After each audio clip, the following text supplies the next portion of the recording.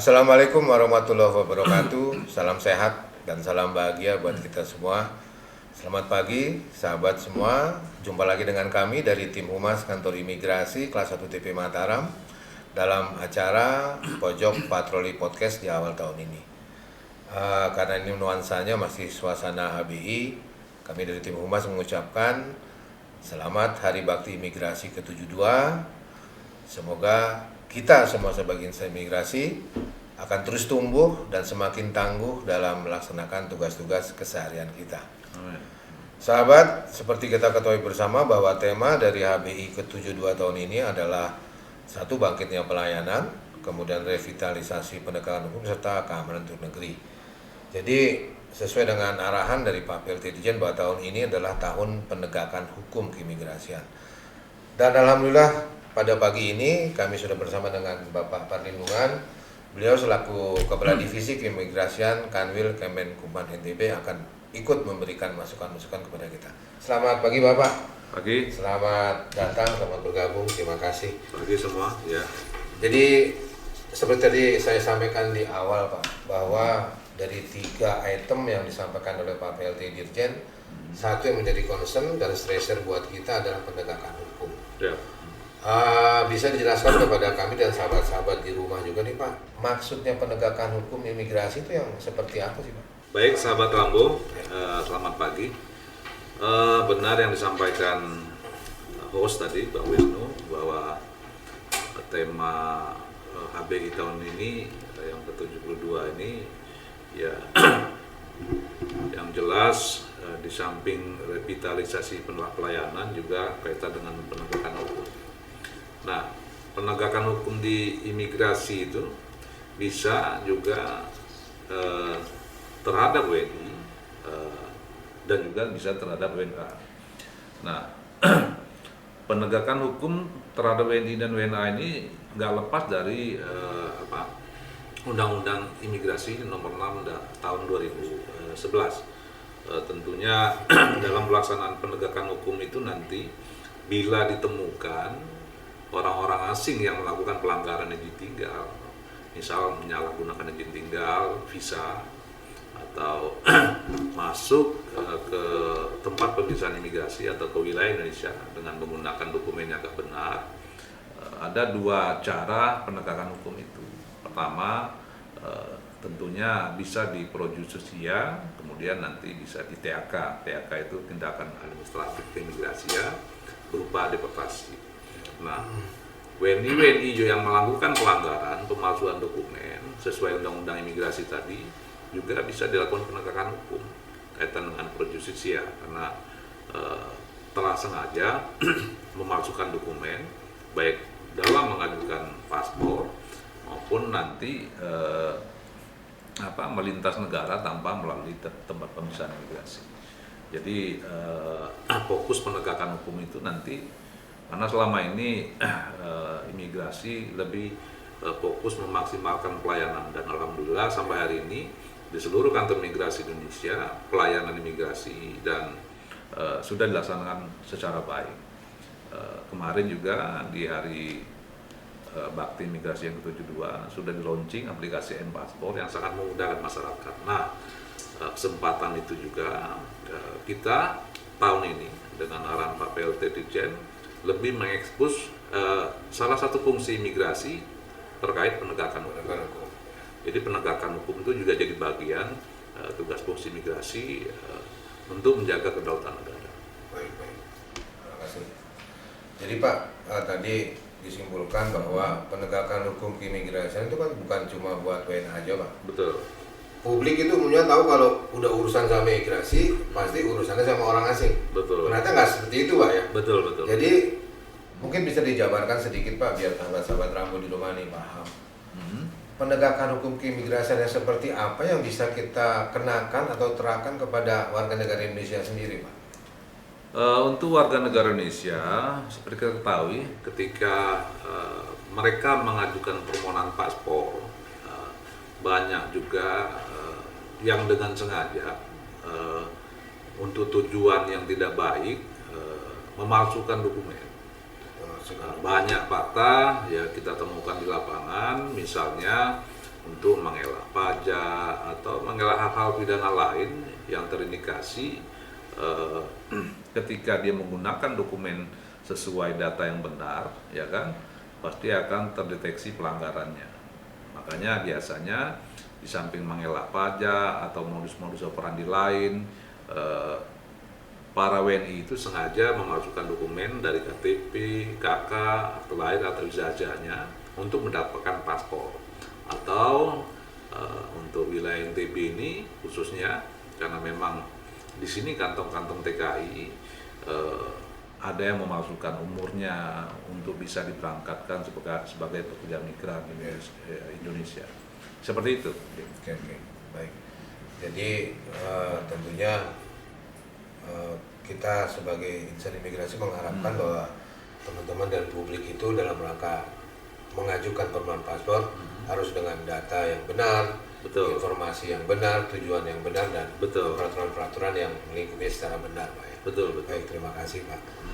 Jadi tadi sahabat sudah dijelaskan ya bahwa pelayanan itu atau penegakan hukum keimigrasian bukan melulu kepada orang asing, juga kepada kita yang warga negara Indonesia. Jadi mari kita bersama-sama, kalau kita berurusan dengan imigrasi, berurusan dengan permohonan paspor, lakukanlah semuanya dengan cara yang benar, dengan dokumen-dokumen yang benar, Bapak ya. Betul. Baik, terima kasih. Kemudian Bapak, yang kedua kita kembali kepada masalah penegakan hukum.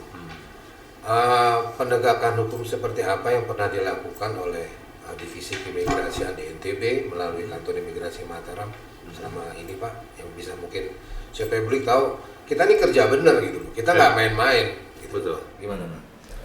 Ya, jadi kaitan dengan fungsi penegakan hukum, tentunya petugas imigrasi mengawasi orang asing itu untuk penegakan hukum memang nggak hanya di pintu masuk aja. Jadi waktu mereka mengajukan permohonan visa, sekarang kan ada kemudahan elektronik visa yang bisa mengajukan melalui aplikasi visa. Jadi petugas imigrasi dari awal sudah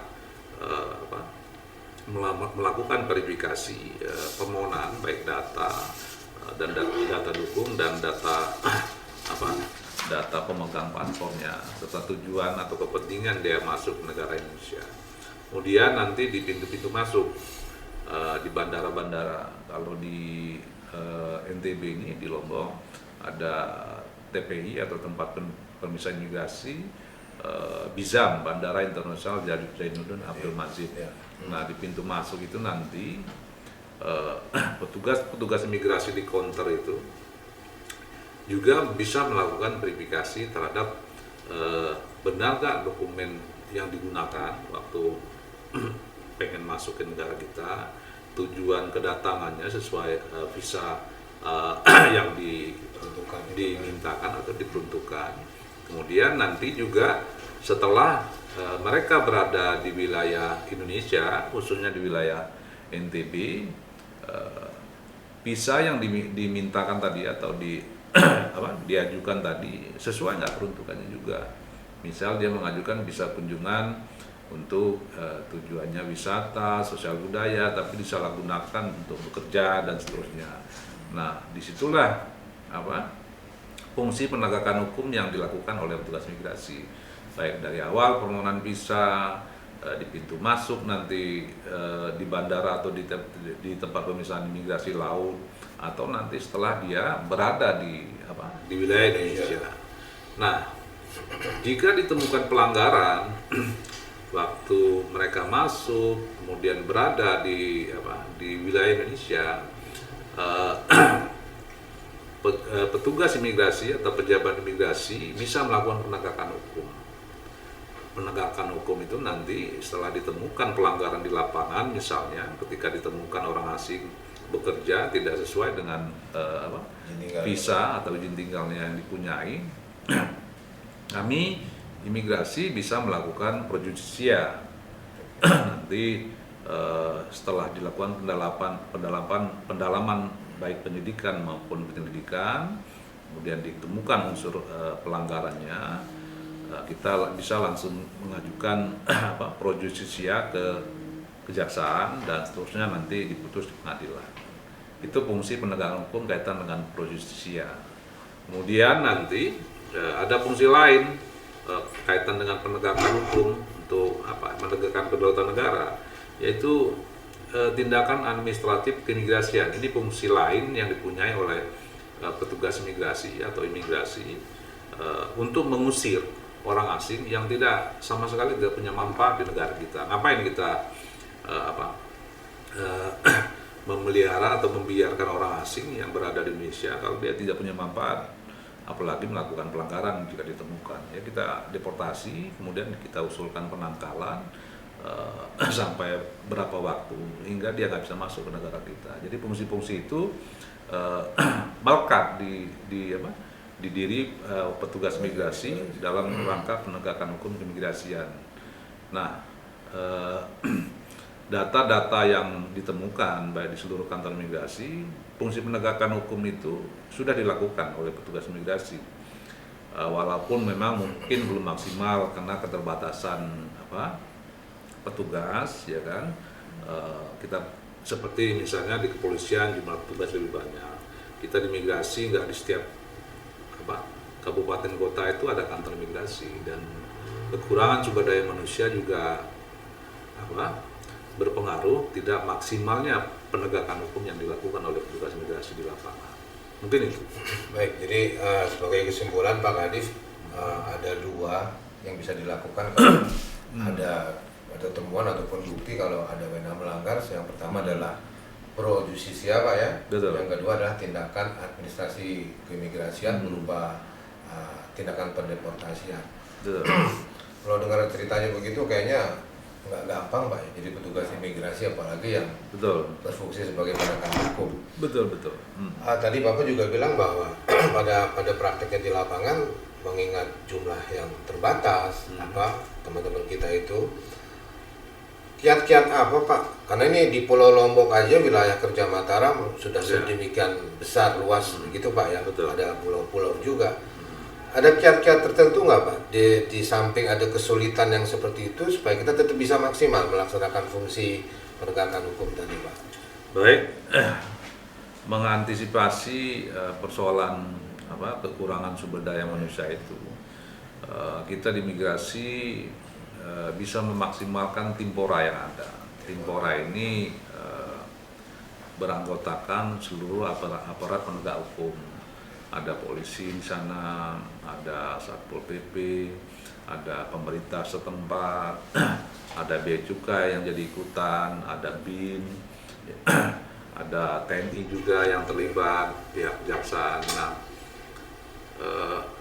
harapan besar dengan kekurangan SDM tersebut, kita bisa memaksimalkan Timpora yang ada di setiap provinsi dan kabupaten kota.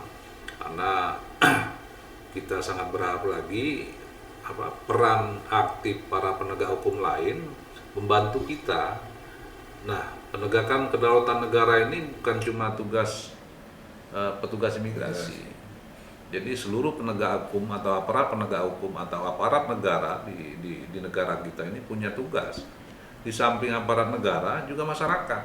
Nah, dalam kegiatan Timpora dan beberapa kali sosialisasi, kami juga menyampaikan kepada masyarakat sekitar yang ada domisili orang asing juga ikut berperan serta aktif menyampaikan atau melaporkan kepada petugas imigrasi di setiap wilayah jika diindikasikan melihat orang asing yang yang kegiatannya nggak jelas hari-hari atau berindikasi mungkin tidak pidana lain seperti narkoba atau teroris. Jadi harapan besar peran serta masyarakat dan aparat desa setempat melakukan atau berperan aktif melaporkan kepada petugas imigrasi. Bisa bila ditemukan ada indikasi-indikasi yang tidak baik di lapangan, yang tidak bisa dijangkau petugas imigrasi karena kekurangan personil tadi. Mungkin itu, jadi peran serta aparat penegak hukum lain dan masyarakat sangat diharapkan. Baik, terima kasih Pak. Jadi sahabat Rambo, Jadi tadi Pak Kades sudah menerangkan bahwa tidak ringan sebagai petugas imigrasi dengan keterbatasan personil yang ada, dengan luas wilayah ini. Jadi koordinasi antara aparat penegak hukum Pak ya, juga peran partisipasi daripada masyarakat itu sangat kami perlukan untuk bisa melaksanakan tugas dengan lebih baik di wilayah Mataram ini khususnya. Baik Bapak. Terus ini Pak, ini kan kita sama-sama tahu nih, sebentar lagi ada gelaran motor GP nih Pak. Pasti efeknya kepada Pulau Lombok, kepada kantor imigrasi Mataram, pasti banyak nih Pak bule yang bakal datang. Betul. Entah pembalap dan krunya, entah orang yang mau nonton. Terus sejauh mana Pak kesiapan divisi imigrasi bersama kantor imigrasi Mataram untuk perhelatan besar itu Pak? Ya, terima kasih. Benar, ini event MotoGP sebelumnya ada event WSBK di tahun lalu. Nah, di bulan Maret ini nanti ada event dunia besar sekali. Ini event yang menjadi kebanggaan masyarakat Indonesia, khususnya masyarakat Lombok, ya kan. Bagaimana kita bayangkan MotoGP yang diadakan di setiap negara, nah tahun ini diadakan di Indonesia. Jadi luar biasa kebanggaan. Pemerintah pusat, kita ketahui juga Pak Presiden berapa kali melakukan kunjungan ke Mandalika, memastikan kesiapan aparat atau stakeholder setempat dalam mendukung event event internasional ini. Karena memang ini bagian dari proyek strategis nasional pemerintah. Nah, kita sebagai petugas imigrasi juga sebagai bagian dari pemerintah juga punya tanggung jawab besar mensukseskan kegiatan besar ini, karena ini nama baik bangsa. Ketika nanti kegiatan MotoGP ini sukses, nama baik bangsa Indonesia juga harum di dunia internasional. Apalagi kami mendapat informasi MotoGP ini kontraknya 10 tahun ke depan. Jadi kalau kita petugas, khususnya petugas imigrasi tidak siap menghadapi perhelatan ini, nanti akan mempermalukan bangsa juga. Nah, untuk kesiapan tersebut tentunya di samping berkoordinasi dengan pimpinan di pusat, di Direktorat Jenderal Imigrasi, kaitan dengan regulasi misalnya, karena seperti yang kita tahu ada pelarangan orang asing masuk ke negara kita sampai hari ini karena memang terkait COVID-19. Kemudian sampai hari ini juga Bandara Internasional Zainuddin Abdul Majid Lombok belum menjadi entry point atau pintu masuk masuknya WNA ke wilayah Lombok. Nah, tahun ini juga seperti kita ketahui juga Bapak Hadi menjadi komandan lapangan dalam pelaksanaan MotoGP ini. Nah, ada beberapa kali rapat yang sudah dilaksanakan, tentunya memastikan kesiapan petugas, baik itu petugas kepolisian, TNI, aparat setempat lain, baik itu Pemda dan stakeholder lain. Nah, khususnya petugas imigrasi, kami juga kemarin sudah melakukan kayak simulasi ya, di bandara. Kemarin juga Pak Presiden RI juga berkunjung langsung ke Bandara Bizam, melihat kesiapan petugas di tempat pemeriksaan imigrasi, baik bea cukai, KKP-nya, karantina, juga imigrasi. Nah, di samping regulasi yang tadi kita koordinasikan ke pemerintah pusat atau ke kantor pusat kita, tentunya kita memaksimalkan tugas fungsi imigrasi dengan menyiapkan petugas. Kami nanti akan menyiapkan petugas, akan membentuk satgas nanti. Karena ini perhelatan besar, tentunya kita punya kebanggaan menjadi bagian penyelenggara untuk menerima tamu-tamu asing nanti, baik itu nanti kru maupun nanti penonton dari negara luar yang masuk nanti. Kemungkinan besar nanti dari informasi berapa kali rapat, Bandara Bizam nanti menjadi entry point. Kita berharap begitu, supaya pelaksanaan tugas fungsi migrasi di lapangan dengan memaksimalkan petugas nanti. Kalau memang nanti dimungkinkan kita meminta tambahan personel dari kantor imigrasi lain atau dari kantor pusat untuk memaksimalkan pelaksanaan tugas fungsi dalam memberi pelayanan, maksudnya orang asing nanti ke wilayah Lombok, tentu bisa aja kita lakukan. Jadi kita pastikan nanti pelaksanaan MotoGP dengan dukungan personel imigrasi pasti siap. Mungkin itu. Baik. Sedikit Pak, kembali tadi Bapak bilang kan sampai sekarang di Nizam belum menjadi entry point. Betul. Misalnya nih Pak, misalnya Betul. tetap tidak jadi entry point. Orang asing yang masuk kan ribuan Pak. Betul. Terus kiat-kiat apa yang kita mau lakukan untuk mengedepankan penegakan hukum tadi Pak? Betul. Kaitan dengan hal tersebut, kami juga kemarin sudah berkoordinasi dengan kantor pusat, Direktur Jenderal Imigrasi. Kalau memang nanti bukan salah satu entry point, nanti misalnya entry point-nya di Bandara Ngurah Rai atau Soekarno-Hatta, tapi kan orang asing pasti akan masuk ke Lombok. Nah, fungsi pengawasan orang asingnya, ya kan, yang kita maksimalkan.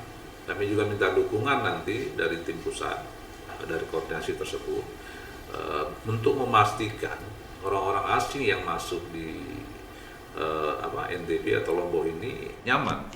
Ya. Jadi kita harus sepakat dulu, setiap orang asing yang memberi manfaat ya untuk negara, khususnya di Pulau Lombok nanti, sama-sama kita jaga, dan kita juga harus sepakat kalau nanti kita temukan orang-orang asing tidak bermanfaat atau melakukan hal yang tidak baik, memanfaatkan event besar ini, disinilah nanti fungsi penegakan hukumnya kita akan tunjukkan. Karena dalam event besar seperti ini nanti banyak tumpangan yang datang, bisa aja nanti hal-hal lain yang negatif bisa terjadi. Kegiatan WSBK tahun lalu seperti mungkin kita ketahui ada copet lintas negara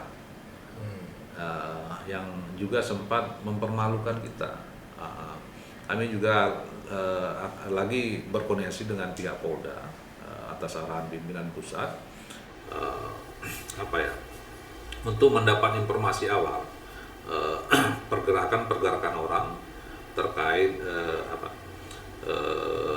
pelanggaran pidana yang terjadi di tahun lalu, seperti copet-copet lintas negara yang ada dari Malaysia, katanya lintas negaranya ada dari Singapura dan Filipina. Kaitan dengan hal tersebut, koordinasi kami imigrasi, dalam ini divisi dan kantor imigrasi kelas 1 TPI Mataram dengan pihak Polda mesti dimaksimalkan. Nah, tentunya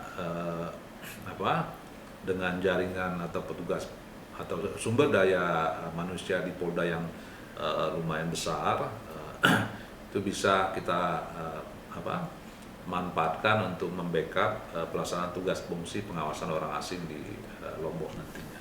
Mungkin itu. Baik, terima kasih Pak.